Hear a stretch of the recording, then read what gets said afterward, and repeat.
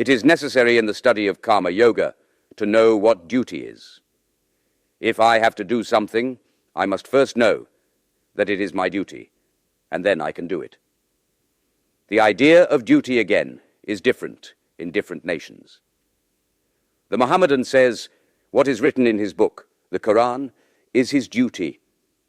The Hindu says what is in the Vedas is his duty.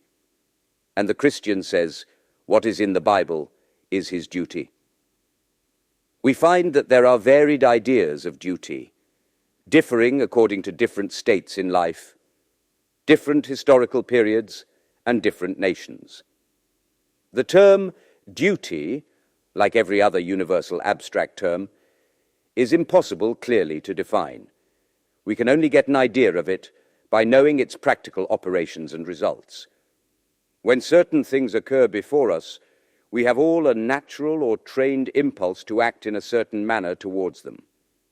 When this impulse comes, the mind begins to think about the situation. Sometimes it thinks that it is good to act in a particular manner under the given conditions. At other times, it thinks that it is wrong to act in the same manner, even in the very same circumstances.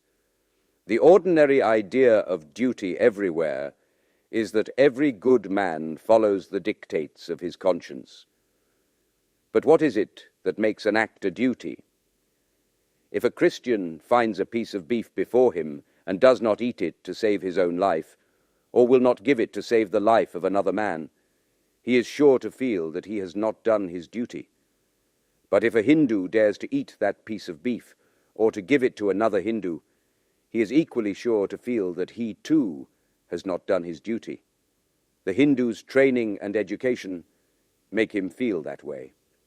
In the last century, there were notorious bands of robbers in India called thugs. They thought it their duty to kill any man they could and take away his money. The larger the number of men they killed, the better they thought they were. Ordinarily, if a man goes out into the street and shoots down another man, he is apt to feel sorry for it, thinking that he has done wrong. But if the very same man, as a soldier in his regiment, kills not one but 20, he is certain to feel glad and think that he has done his duty remarkably well. Therefore, we see that it is not the thing done that defines a duty. To give an objective definition of duty is thus entirely impossible. Yet, there is duty from the subjective side. Any action that makes us go Godward is a good action and is our duty.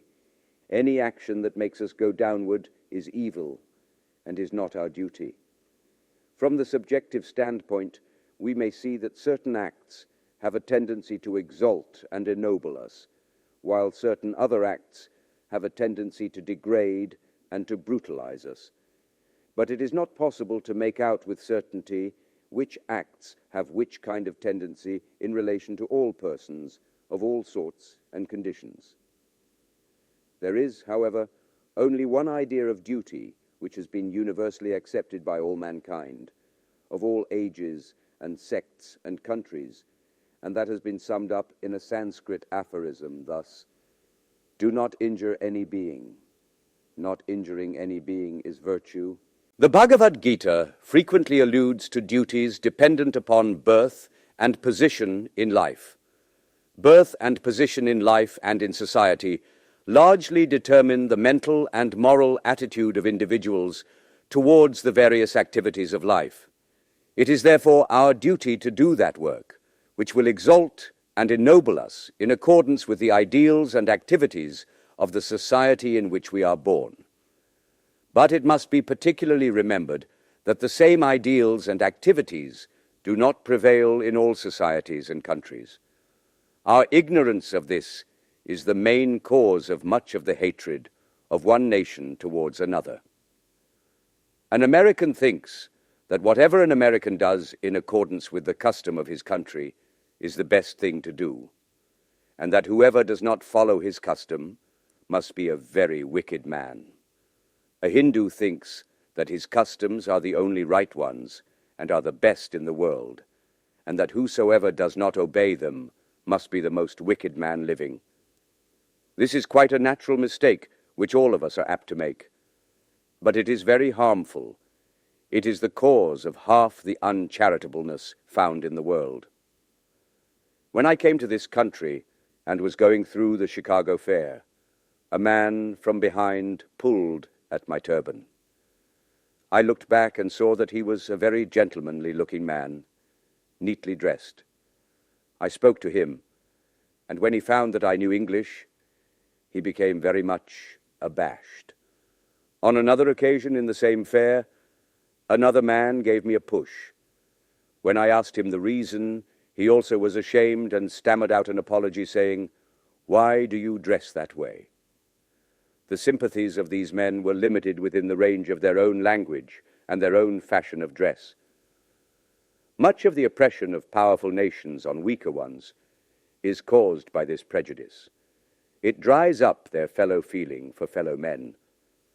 That very man who asked me why I did not dress as he did and wanted to ill-treat me because of my dress may have been a very good man, a good father, and a good citizen. But the kindliness of his nature died out as soon as he saw a man in a different dress. Strangers are exploited in all countries because they do not know how to defend themselves. Thus, they carry home false impressions of the peoples they have seen. Sailors, soldiers, and traders behave in foreign lands in very queer ways, although they would not dream of doing so in their own country.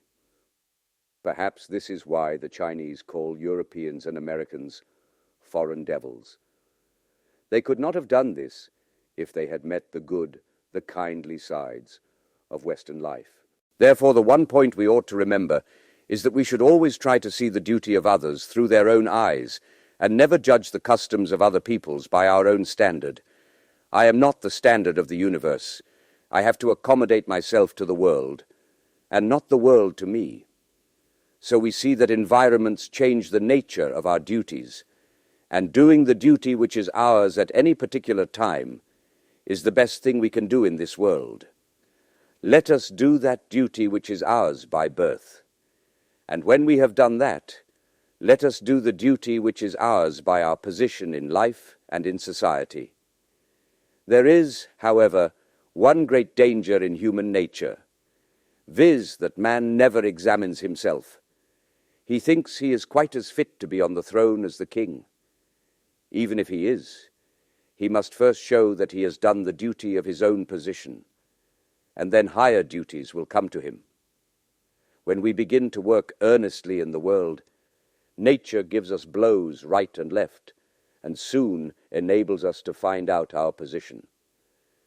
No man can long occupy satisfactorily a position for which he is not fit. There is no use in grumbling against nature's adjustment. He who does the lower work is not therefore a lower man. No man is to be judged by the mere nature of his duties, but all should be judged by the manner and the spirit in which they perform them. Later on, we shall find that even this idea of duty undergoes change, and that the greatest work is done only when there is no selfish motive to prompt it. Yet it is work through the sense of duty that leads us to work without any idea of duty, when work will become worship, nay, something higher then will work be done for its own sake. We shall find that the philosophy of duty, whether it be in the form of ethics or of love, is the same as in every other yoga, the object being the attenuating of the lower self, so that the real higher self may shine forth the lessening of the frittering away of energies on the lower plane of existence, so that the soul may manifest itself on the higher ones. This is accomplished by the continuous denial of low desires, which duty rigorously requires. The whole organization of society has thus been developed, consciously or unconsciously, in the realms of action and experience, where by limiting selfishness we open the way to an unlimited expansion of the real nature of man. Duty is seldom sweet. It is only when love greases its wheels that it runs smoothly. It is a continuous friction otherwise. How else could parents do their duties to their children? husbands to their wives, and vice versa? Do we not meet with cases of friction every day in our lives? Duty is sweet only through love, and love shines in freedom alone. Yet is it freedom to be a slave to the senses, to anger, to jealousies, and 100 other petty things that must occur every day in human life? In all these little roughnesses that we meet with in life, the highest expression of freedom is to forbear. Women, slaves to their own irritable, jealous tempers, are apt to blame their husbands and assert their own freedom, as they think, not knowing that thereby they only prove that they are slaves. So it is with husbands who eternally find fault with their wives. Chastity is the first virtue in man or woman, and the man who, however he may have strayed away, cannot be brought to the right path by a gentle and loving and chaste wife is indeed very rare. The world is not yet as bad as that. We hear much about brutal husbands all over the world, and about the impurity of men. But is it not true that there are quite as many brutal and impure women as men? If all women were as good and pure as their own constant assertions would lead one to believe, I am perfectly satisfied that there would not be one impure man in the world. What brutality is there which purity and chastity cannot conquer? A good, chaste wife, who thinks of every other man except her own husband as her child, and has the attitude of a mother towards all men, will grow so great in the power of her purity that there cannot be a single man, however brutal, who will not breathe an atmosphere of holiness in her presence. Similarly, every husband must look upon all women, except his own wife, in the light of his own mother or daughter or sister. That man, again, who wants to be a teacher of religion, must look upon every woman as his mother, and always behave towards her as such. The position of the mother is the highest in the world, as it is the one place in which to learn and exercise the greatest unselfishness. The love of God is the only love that is higher than a mother's love. All others are lower. It is the duty of the mother to think of her children first, and then of herself. But instead of that, if the parents are always thinking of themselves first, the result is that the relation between parents and children becomes the same as that between birds and their offspring, which, as soon as they are fledged, do not recognize any parents. Blessed, indeed, is the man who is able to look upon woman as the representative of the motherhood of God. Blessed, indeed, is the woman to whom man represents the fatherhood of God. Blessed are the children who look upon their parents as divinity manifested on earth. The only way to rise is by doing the duty next to us, and thus gathering strength go on until we reach the highest state. A young sannyasin went to a forest. There he meditated, worshipped, and practiced yoga for a long time. After years of hard work and practice, he was one day sitting under a tree when some dry leaves fell upon his head. He looked up and saw a crow and a crane fighting on the top of the tree, which made him very angry. He said, "What? Dare you throw these dry leaves upon my head?" As with these words he angrily glanced at them, a flash of fire went out of his head, such was the yogi's power, and burnt the birds to ashes. He was very glad. Almost overjoyed at this development of power, he could burn the crow and the crane by a look. After a time, he had to go to the town to beg his bread. He went, stood at a door, and said, "Mother, give me food." A voice came from inside the house. "Wait a little, my son." The young man thought, "You wretched woman, how dare you make me wait? You do not know my power yet." While he was thinking thus, the voice came again. "Boy, don't be thinking too much of yourself. Here is neither crow nor crane." He was astonished. Still he had to wait. At last the woman came, and he fell at her feet and said, "Mother, how did you know that?" She said, "My boy, I do not know your yoga or your practices. I am a common everyday woman. I made you wait because my husband is ill, and I was nursing him. All my life I have struggled to do my duty. When I was unmarried, I did my duty to my parents. Now that I am married, I do my duty to my husband. That is all the yoga I practice. But by doing my duty, I have become illumined.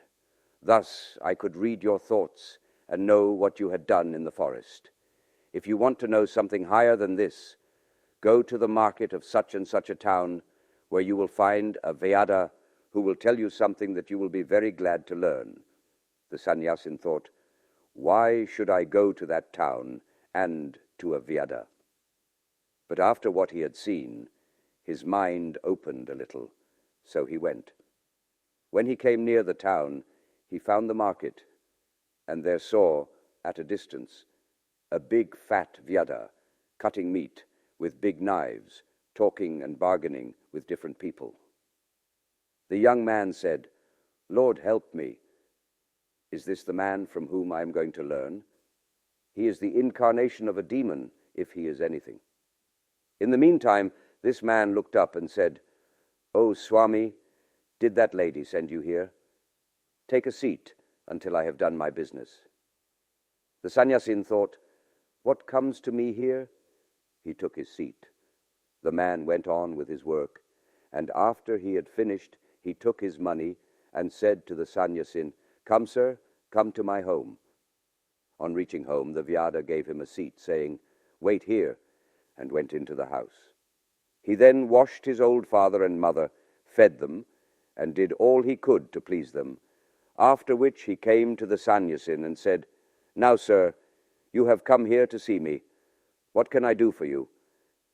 The sannyasin asked him a few questions about soul and about God, and the Vyada gave him a lecture which forms a part of the Mahabharata, called the Vyada Gita. It contains one of the highest flights of the Vedanta. When the Vyada finished his teaching, the sannyasin felt astonished. He said, Why are you in that body? With such knowledge as yours, why are you in a Vyada's body and doing such filthy, ugly work? My son, replied the Vyada, no duty is ugly, no duty is impure. My birth placed me in these circumstances and environments. In my boyhood, I learnt the trade. I am unattached, and I try to do my duty well. I try to do my duty as a householder, and I try to do all I can to make my father and mother happy. I neither know your yoga, nor have I become a sannyasin, nor did I go out of the world into a forest. Nevertheless, all that you have heard and seen has come to me through the unattached doing of the duty which belongs to my position. There is a sage in India, a great yogi, one of the most wonderful men I've ever seen in my life. He is a peculiar man. He will not teach anyone. If you ask him a question, he will not answer. It is too much for him to take up the position of a teacher. He will not do it. If you ask a question and wait for some days, in the course of conversation, he will bring up the subject, and wonderful light will he throw on it. He told me once the secret of work: let the end and the means be joined into one. When you are doing any work, do not think of anything beyond. Do it as worship, as the highest worship, and devote your whole life to it for the time being. Thus, in the story, the Vyada and the woman did their duty with cheerfulness and wholeheartedness, and the result was that they became illuminated, clearly showing that the right performance of the duties of any station in life, without attachment to results, leads us to the highest realization of the perfection of the soul. It is the worker who is attached to results that grumbles about the nature of the duty which has fallen to his lot. To the unattached worker, all duties are equally good, and form efficient instruments with which selfishness and sensuality may be killed, and the freedom of the soul secured. We are all apt to think too highly of ourselves. Our duties are determined by our deserts to a much larger extent than we are willing to grant. Competition rouses envy, and it kills the kindliness of the heart. To the grumbler, All duties are distasteful. Nothing will ever satisfy him, and his whole life is doomed to prove a failure. Let us work on, doing as we go whatever happens to be our duty, and being ever ready to put our shoulders to the wheel. Then surely shall we see the light.